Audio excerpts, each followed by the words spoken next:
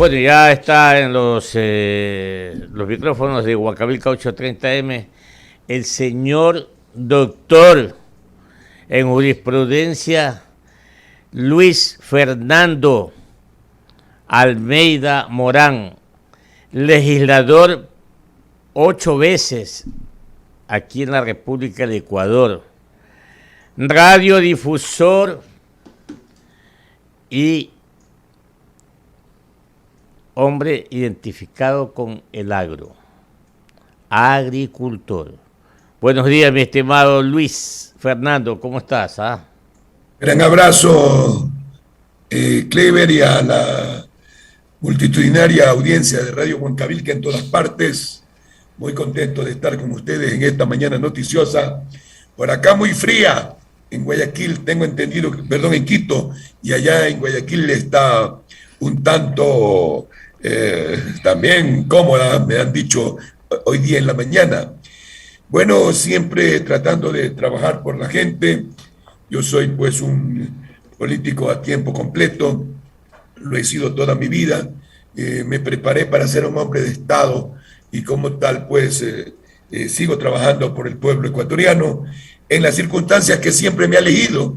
Me ha elegido 7 veces legislador y como tal pues estoy a su mandar siempre para servir a la noble causa de la redención humana y social de los más pobres del Ecuador, de la clase media, y también impulsar a los negocios medios y grandes para que haya trabajo y haya inversiones en nuestro país. Hace días entrevistamos o dialogamos aquí en los micrófonos de Huancavilca 830M con el legislador Pavel Muñoz y coincidíamos que en las actividades políticas debe haber mucha experiencia. Debe haber mucha experiencia. Porque la legislatura en estos últimos tiempos ha dejado mucho que desear. Y un factor que ha incidido mucho en esto es la falta de conocimiento y experiencia. Eso es importante. En otras partes, en países desarrollados, los que hacen la política son los políticos, no los empresarios, los políticos, los preparados para ello. Entonces, acá cuando alguien escucha, dice, pero Luis Almeida 7 veces, claro, porque ha logrado experiencia, tiene suficientemente la capacidad y la prudencia para ejercer un cargo de legislador que no es nada que nuevo ni nada escondido. Decir que el legislador, ¿qué hace? Crea leyes, reforma leyes y siempre buscando un beneficio para toda la ciudadanía, en este caso para todos los ecuatorianos. Luis, coméntanos un poco, ¿cuál es la lectura de Luis Almeida en cuanto al incremento salarial? El salarial, ahora se está hablando, como todos los años, por esta época, las centrales de trabajadores siempre pues están ahí pidiendo el oro y el moro.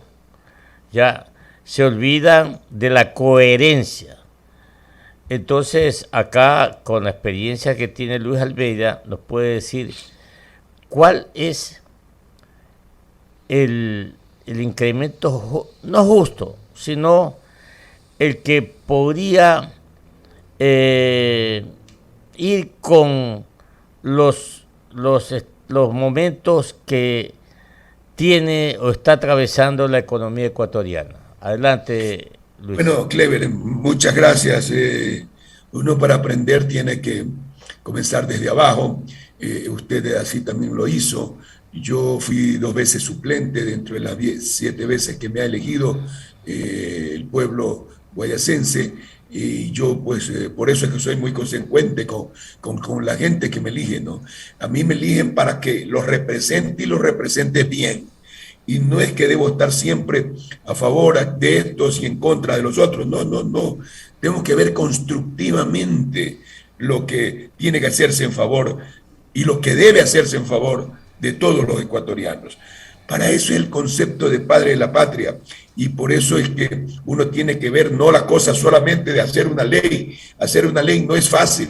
Usted tiene que hacerla no porque la quiere hacer, sino para que se la aplique debidamente, para que vaya a dar los éxitos respectivos. Por eso el señor asambleísta que usted ha mencionado, que también lo podría yo calificar como legislador, ha dicho lo que ha dicho. La experiencia es sumamente importante. Por eso mucha gente en los barrios, en los campos, me dice: Lucho, por ti sí, contigo voy, porque sé que me vas a hacer y me vas a representar bien. Hoy en día, sobre la pregunta concreta de los salarios, la cosa está muy dura. Clever, yo tengo que analizar muchas circunstancias, pero si no se han puesto de acuerdo los empresarios y el gobierno, entonces ahora le tocará al gobierno fijar. ¿Qué va a fijar el gobierno? Espero que lo fije por lo menos en $25, cuál es la promesa anual dentro de 4 años, pero en realidad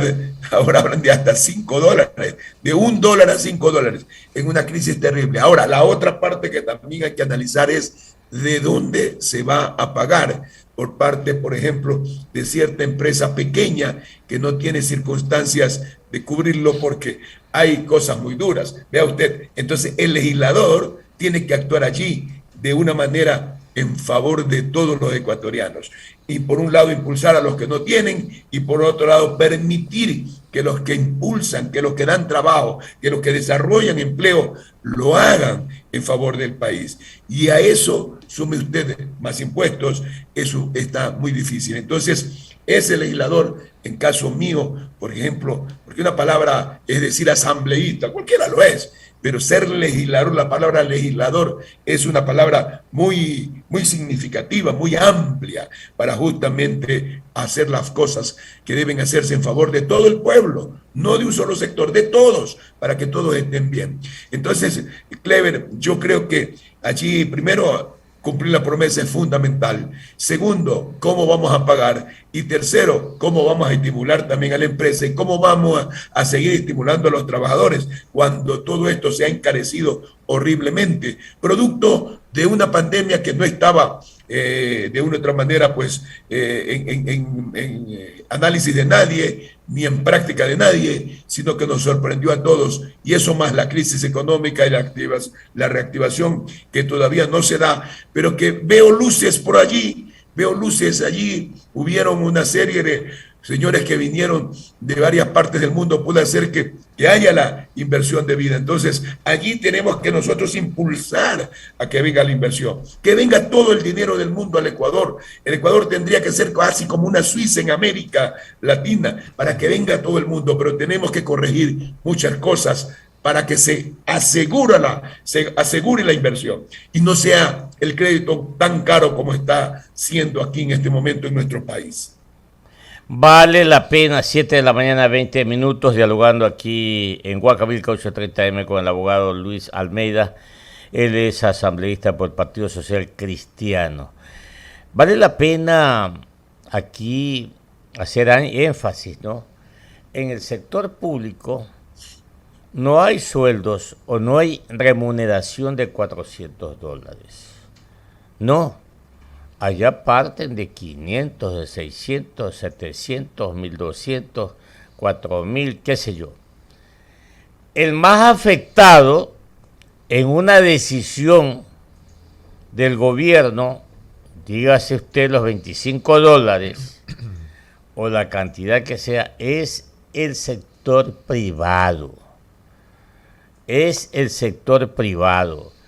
Entonces, por ahí, como decíamos ayer, el sector privado está siendo afectado por las 4 esquinas, o en sus 4 esquinas, con impuestos, con insumos y materias primas onerosas, con requisitos a cumplir por parte del INE, con el IES, el SRI y tantas dependencias de control. Entonces, ese es el sector privado, ese es el empresario. Y yo he calificado al empresario como un héroe. No a los empresarios, que son otros, ¿no? Pero un aumento de $25 en el sector privado es una cantidad que oscila entre los $550 y $600 anuales. Entonces usted multiplica por el número de empleados, por Dios. Entonces todo eso hay que tomarlo en cuenta. Por eso es que hacíamos acá un comentario en su momento, que tenemos que ser coherentes. La economía no está para tanto y por eso debemos de aceptar o insinuar que el incremento sea $10, que ya es bastante, insisto, por la situación económica. Y si nos va bien, en el segundo semestre aumentar $2 más. Esa es nada más una apreciación. Pero ustedes son los que están en la legislatura, ustedes son los que van a decidir, mi estimado Luis Almeida, de tal forma pues que, insisto, hay que afinar el lápiz. Tampoco hay que dejar que el gobierno diga, a ver, vamos con la inflación, y la inflación dice 1.24, entonces vamos a aumentar $2, $3, también eso como que es una burla al trabajador. Usted. Clever, en realidad no somos nosotros los que vamos a fijar el salario mínimo vital. No, no, no, no. Es un consejo de salarios que lo hace el gobierno y los empresarios. Cuando no se ponen de acuerdo esos dos sectores, lo hace el gobierno solo. Lo que llega al Parlamento es el proyecto de ley que está ahora en discusión y que tendrá que verse financiaciones en sentido general. Esa parte no le toca al salario, pero a mí como político, yo sí debo de exigir, primero, que nuestra gente tenga cómo pagar los recursos económicos, pero también tenga que recibir lo justo en una circunstancia dura como la que estamos viviendo. En la anterior intervención, yo le dije a usted cuál es la problemática. Y es exactamente lo que usted me está diciendo. ¿De dónde paga una empresa pequeña si no tiene ingresos? ¿De dónde paga una empresa media que está cerrando y no avanza? Entonces, esa es la circunstancia por la cual colateralmente, y en esto sí tenemos que ver nosotros, impulsar la inversión de otros países donde nosotros. Por eso yo hablé de que deberíamos ser nosotros una Suiza de América. Pero para eso habrá que dejar venir todos los capitales, volver a darle estímulo a la inversión extranjera para que se venga, o la inversión nacional que regrese, algunos que tienen recursos afuera, que por alguna cuidarlos, pues los ha tenido en otras partes. Pero yo creo que el tema va por reactivar mucho. Nosotros estamos muy caros como país, Clever, y como tal, pues yo creo que la cantidad de impuestos que hemos tenido es el problema, ¿no? Muchos impuestos, no hay producción, no hay venta tampoco, y no hay estímulos. Entonces, allí le corresponde al gobierno central, a la parte política, para estimular todo esto y reactivarnos, lógico. Si subimos $25, ¿dónde le vamos a pagar? Dice la gente por allí. La empresa privada sería la más afectada, pero la gente dice, y bueno, ¿y a mí me cumplieron o no me cumple la promesa? ¿Y de dónde van a pagar? ¿Y cómo van a pagar? Entonces, ¿qué ocasiona esa subida si hay más impuestos? Entonces, yo creo que por eso es la experiencia, es necesaria la experiencia, pero la experiencia para hacer el bien para todos, que es una experiencia distinta a solo ganar yo, y eso no es justo, querido Clever. 7:26 en Huancavelica 8:30M, mi compañero el licenciado Jorge Escobar, bendita. Tiene algunas preguntas para usted, mi querido Luis Almeida.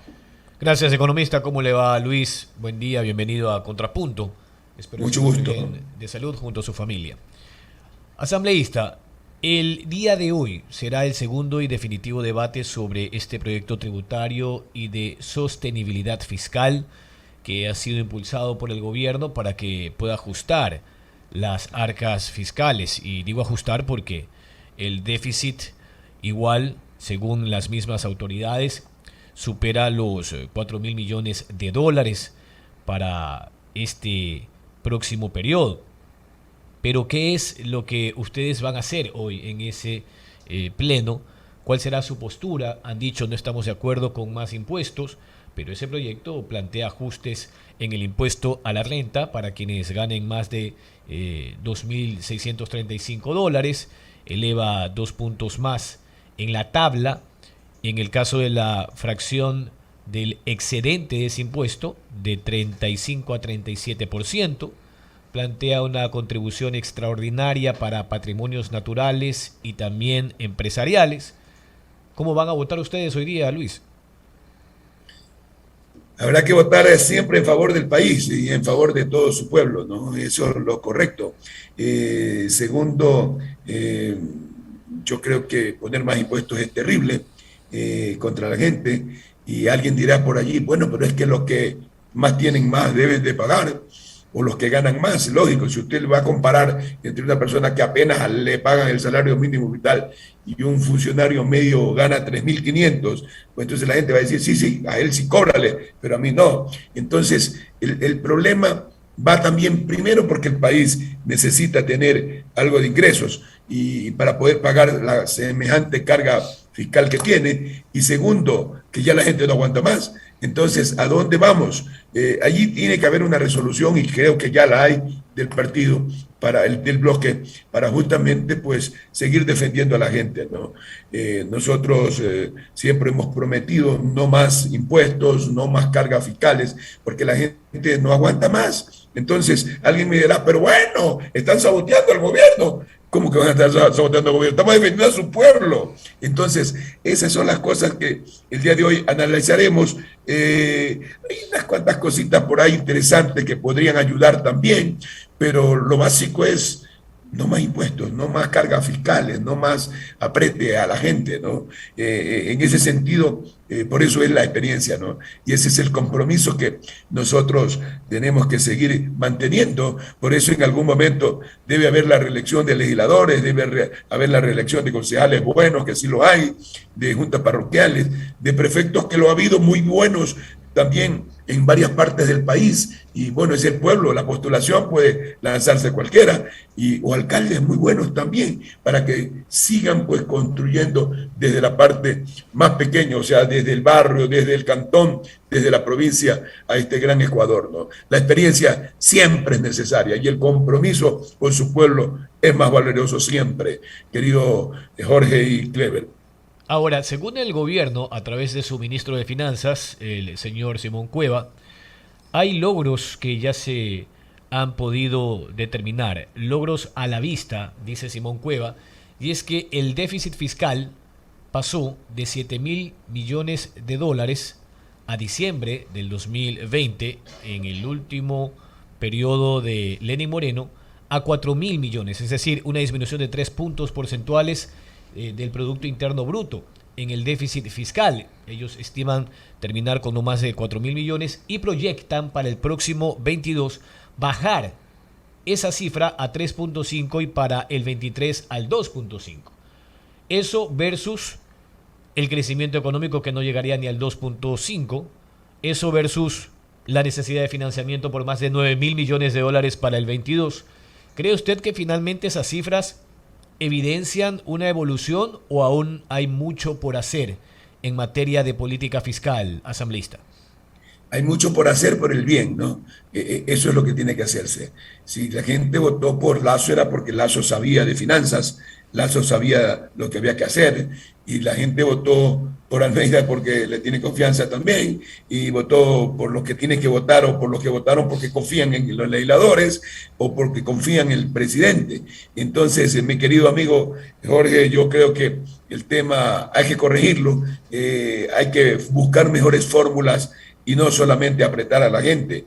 Sí, porque sigue creciendo el déficit, porque viene acumulándoselo también desde hace muchos años, hay que decir la verdad también, pero yo no es que estoy contra el gobierno por si acaso, pero yo creo que aquí el éxito que tuvo don Guillermo Lasso, el doctor Guillermo Lasso, en la empresa privada, el éxito que nosotros los guayaquileños, ecuatorianos, esperábamos que le dé al pueblo ecuatoriano. O sea, su experiencia de buen administrador o de gran financista debería hacerlo por el Ecuador. O sea, hay otras fórmulas para servirle a la gente, hay otras fórmulas de estimular los ingresos, hay otras fórmulas de no cobrar tanto a la gente porque ya la gente no aguanta más, y hay otras formas que determinan que el bien común de nuestra gente tiene que estar siempre presente. ¿Cuáles son esas fórmulas, asambleísta? Porque también se destaca desde el Ejecutivo la eliminación del IVA y del ICE para algunos bienes o servicios, consumos. Allí tenemos la eliminación del IVA para alcohol, gel antibacterial, que coincide con la demanda masiva por la pandemia. Usted sabe que esto no ha terminado. También se destaca la eliminación del ICE en los casos de telefonía celular. Allí hay incentivos, no es lo que se entiende. Al menos se genera un margen para las personas que viven de su sueldo y algún tipo de disponibilidad en la economía de la gente, del pueblo que tiene que batirse en el día a día, ¿no? De la gente que va a pie. Bueno, está bien su pregunta, pero también tiene una contradicción su pregunta. ¿Cuáles otras? Bajar impuestos, pues, mi querido amigo, de una forma para que la gente consuma más y de esa manera haya ingresos fuertes a favor del país.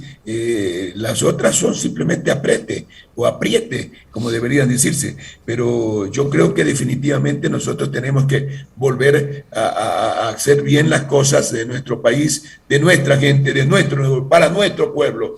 Y si bajamos impuestos, la cosa la reactivamos. Si permitimos que la inversión extranjera venga, también es importante, mi querido amigo. O sea, por mí no votaron para presidente de la República, votaron por el señor Guillermo Lasso. Si yo hubiera sido candidato a presidente de la República, yo primero estuviera cumpliendo las promesas y segundo no estuviera haciendo lo contrario de lo que prometí. Entonces, y esto pues lo digo como legislador del país. Entonces, ¿cómo estimulamos la cosa? Haciéndole el bien, pues. Por eso es que yo digo, si el señor Guillermo Lasso, que es un gran exitoso empresario privado, que sacó a un banco de abajo para llevarlo a un gran éxito, porque no podemos sacar de abajo al Ecuador y llevarlo a un gran puerto o a un éxito de satisfacciones a nuestro país. Así es que no fiscalistas, no siempre los fiscalistas están buenos. Yo le pregunto, si yo le digo estoy de acuerdo, me dirán cierta gente, qué bien, pero y la gran cantidad de nuestro pueblo que sufre y la empresa que ya no aguanta más, la empresa pequeña, la empresa mediana que ya no aguanta más y la grande también que ya no aguanta más. Entonces, allí están las circunstancias, mi querido amigo. El abogado Luis Almeida es asambleísta por el Partido Social Cristiano, está en Contrapunto a través de Huancavilca, la H grande de la información, economista, 7:34. Y finalmente, cuando la Asamblea Nacional se va a pronunciar en la reforma presupuestaria, porque ese otro documento, ese es otro elemento de política fiscal.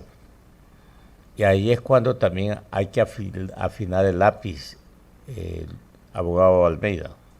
Sí, Clever, ya la Asamblea lo ha discutido el tema, y quiero decirle que también la Asamblea tiene límites ahora, de cambiarlo del presupuesto. Máximo pueden hacer ciertos cambios entre una y otra cosa hasta de un 8%.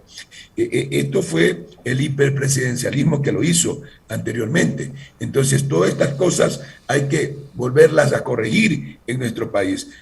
Por eso mucha gente plantea, bueno, ¿cuál es la fórmula de solucionar las cosas en nuestro Ecuador? O sea, yo creo que si no se aprueba la parte de la reforma, bueno, pasa por el Ministerio de la Ley, pero si se corrige algo se ha corregido para que cuando venga el Ejecutivo se pueda recomponer. Pero no es todo, mi querido Clever, y usted como economista sabe que la problemática aquí es de manejo económico, de producción. Por eso tiene que haber estímulo para la inversión extranjera acá, que venga. Aquí hay que abrirle como hizo Perú. ¿Cómo que Perú sí pudo, estando en una crisis más terrible que la nuestra, y nosotros no podemos?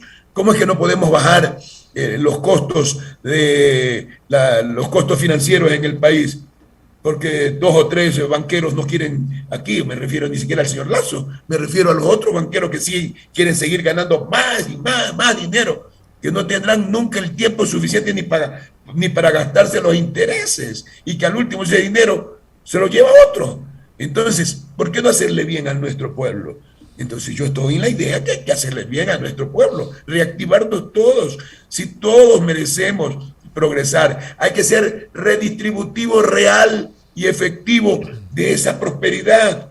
Sí, pues hay solo prosperidad para 4 o para 5, mientras somos 17 o 18 millones de habitantes en el país. Es lo mismo que sucede en el mundo. En el mundo, 3 señores han ganado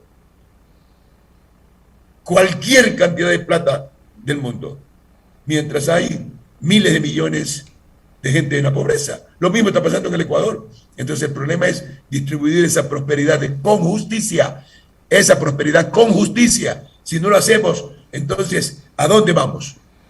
Bueno, un abrazo para usted, mi querido Luis Almeida, que le vaya muy bien y gracias por atender a nuestro requerimiento aquí en Huancavelica 830M. Que le vaya bien. Muchas gracias, un gran abrazo para todos ustedes.